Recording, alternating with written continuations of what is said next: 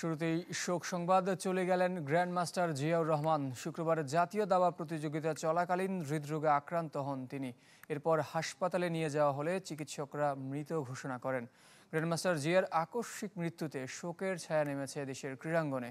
শোক জানিয়েছেন রাষ্ট্রপতি ও প্রধানমন্ত্রী। আজ সকাল 11টায় তার জানাজা হওয়ার কথা রয়েছে। দাবাতেই সঁপে দিয়েছিলেন নিজের জীবন। রাজা, মন্ত্রী, সৈন্য সামন্তের সেই খেলা খেলতে খেলতেই আজীবনের জন্য চলে গেলেন গ্র্যান্ডমাস্টার জিয়াউর রহমান। জাতীয় দাবায় দ্বিতীয় স্থানে থেকে 12তম রাউন্ডে শুক্রবার আরেক গ্র্যান্ডমাস্টার এনামুল হোসেন রাজবীর বিপক্ষে খেলছিলেন জিয়া। হঠাৎ চেয়ার থেকে পড়ে যান তিনি। সংকটাপন্ন অবস্থায় নিয়ে যাওয়া হয় ইব্রাহিম কার্ডিয়াক হাসপাতালে। চেষ্টা করেছিলেন চিকিৎসকরা, কিন্তু ততক্ষণে অনেক দেরি হয়ে গেছে। সে জাস্ট টেবিলের পাশে কাত হয়ে, আমি ভাবছি মনে হয় সে পানির বোতল উঠাচ্ছে বা এরকম কিছু একটা। কাত হয়ে আমার তখন চাল ছিল আর কি, সে কাত হয়ে আছে। তারপর দেখি সে উঠতেছে না। তারপর আমি তার দিকে তাকালাম, তখনই সে পড়ে গেল। আর আমি তখন লাফ দিয়ে গিয়ে ধরলাম, কিন্তু কোনো লাভ হয়নি। আমি তো খেলা শেষ করে চলে আসছি, তখন আমি এটা শুনি। তো আর কি বলবো, এটা আমাদের জন্য অপূরণীয় ক্ষতি, বাংলাদেশের দাবার জন্য। আর তা তো ছোট, তারা এত যাবে কেন? আগে তো আবার যাওয়ার কথা। 1974 সালে জন্ম নেওয়া জিয়া 1993 সালে ইন্টারন্যাশনাল মাস্টার আর 2002 সালে দেশের দ্বিতীয় গ্র্যান্ডমাস্টারের খেতাব অর্জন করেন। বাংলাদেশি দাবাড়ুদের মধ্যে সর্বোচ্চ 2570 ফিদে রেটিংও ছিল তার দখলে। 1988 সালে প্রথমবার জাতীয় দাবায় চ্যাম্পিয়ন হন জিয়াউর রহমান। টুর্নামেন্টের রেকর্ড 14 বারের চ্যাম্পিয়ন তিনি। জাতীয় দাবায় এবারও সন্তান তাহসিনকে নিয়ে অংশ নিয়েছিলেন জিয়া। উৎসাহ যোগাতে বরাবরের মতো এদিনও ফেডারেশন এসেছিলেন স্ত্রী লাবণ্য। প্রিয় দুই মানুষের সামনে চলে গেলেন চিরতরে। দেশ হারালো প্রথম কোনো গ্র্যান্ড মাস্টারকে। আজ বৃষ্টির কান্না দেখে মনে পড়লো তোমার। শুধু দাবা নয়, গানের প্রতি বিশেষ ঝোঁক ছিল জিয়ার। বাবার মতো দাবা আর গানকে আপন করে নিয়েছেন স্কুল পড়ুয়া ছেলে তাহসিন তাজওয়ার।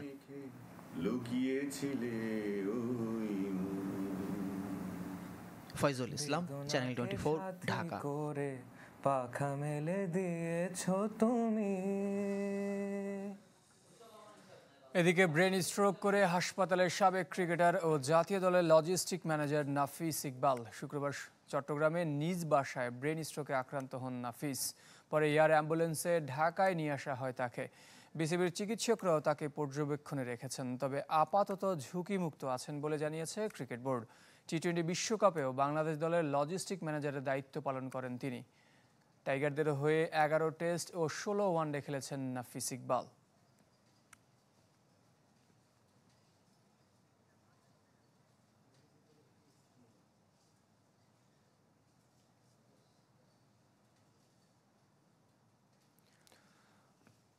সংবাদের শুরুতে যেমনটা জানিয়েছিলাম, গতকাল জাতীয় দাবা চলাকালীন সময়ে মারা গেছেন গ্র্যান্ডমাস্টার জিয়াউর রহমান। তার পরিবারের পাশে থাকার আশ্বাস দিয়েছেন ক্রীড়ামন্ত্রী নাজমুল হাসান পাপন।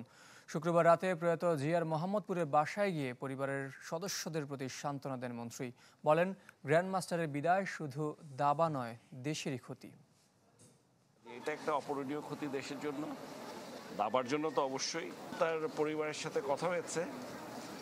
এখন আপাতত তো আমাদের এই যেটা হয়ে গেছে সেটা তো আমাদের কিছু করার নেই। তার আত্মার মাগফিরাত কামনা করা ছাড়া, দোয়া করা ছাড়া। আর পরিবারকে বলেছি যে এখন অন্য কিছু চিন্তা করতে না, একটু সেটেল হলে আমরা নিজেরাই ওনাদের সাথে বসবো, কথা বলবো, দেখবো আমরা।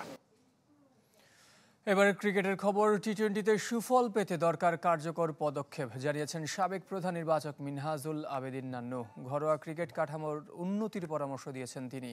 পাশাপাশি পরবর্তী আইসিসি ইভেন্টের কথা চিন্তা করে নির্বাচকদের সাহসী সিদ্ধান্ত নেওয়ার আহ্বানও জানিয়েছেন তিনি। সময় এসেছে সাকিব মাহমুদুল্লাহকে নিয়ে ভাবার। পুরো আপনার 11 জনকে নতুনভাবে 3টা ফরম্যাটে করা, 33 জন প্লেয়ার রেডি করা, ইটস ভেরি ডিফিকাল্ট। কোথায় দাঁড়িয়ে দেশের ক্রিকেট স্পষ্ট মিনহাজুল আবেদিনের কথায়। তাই হয়তো বিশ্বকাপের সুপার রেটে উঠে তৃপ্ত বিসিবি। সময়ের পালাবদলে আগ্রহের কেন্দ্রে টি-20 ক্রিকেট, অথচ এ ফরম্যাটে কোথায় যেন হারিয়ে টিম টাইগার। কম অথবা বেশি দল নির্বাচন নিয়ে সমালোচনা শুনতে হয় নির্বাচকদের। সাবেক প্রধান নির্বাচক মিনহাজুল আবেদিন সামনে টেনেছেন বাস্তবতা। এখন এদেরকে যদি ভালো নার্সিং করতে পারি, কিছু প্লেয়ারকে যদি এই ফরম্যাটের জন্য যদি নার্সিং আইডেন্টিফাই করতে পারি কোন প্লেসে কোন প্লেয়ারের দরকার, ওইভাবে নার্সিং করে যদি ডেভেলপ করা যায় তাহলে এই ফরম্যাটে ভালো কিছু করতে পারবো। 2026 সালে অনুষ্ঠিত হবে পরবর্তী টি-20 বিশ্বকাপ। হাতে পর্যাপ্ত সময়, তবে দরকার সঠিক পরিকল্পনা। সেক্ষেত্রে দুই সিনিয়র সাকিব মাহমুদুল্লাহর ভাগ্য কি হবে? রোহিত কোহলির মতো নিচ থেকে সরে যাওয়ার উদাহরণ 1.5 যুগ ধরে নেই বাংলাদেশ ক্রিকেটে। সেরা কম্বিনেশন খুঁজে পেতে নির্বাচকদের নিতে হবে সাহসী সিদ্ধান্ত। আমি কিন্তু 99 বিশ্বকাপে যখন বেস্ট পারফরমেন্স করে খেলা ছেড়ে দিয়েছি, আমি জানি কতটুকু আগাতে হবে।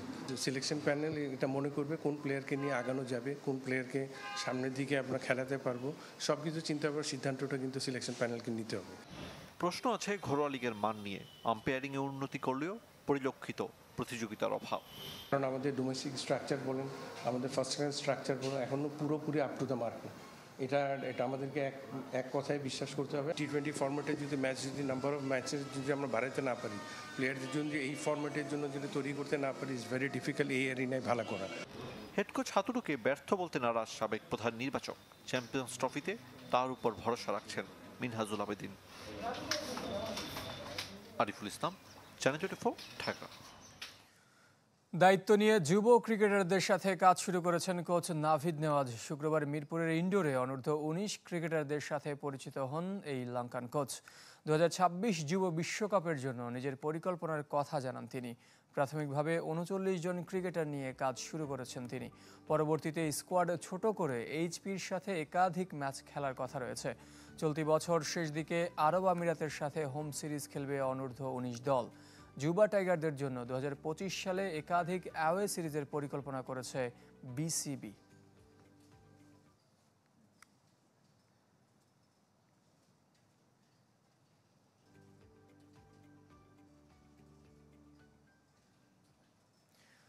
এই ছিল কুল স্পোর্টস 24 এর এখনকার আয়োজন। খেলার সব আপডেট ও রিপোর্টগুলো দেখতে ভিজিট করুন facebook.com/sports24team এই পেজে। ধন্যবাদ সঙ্গে থাকার জন্য।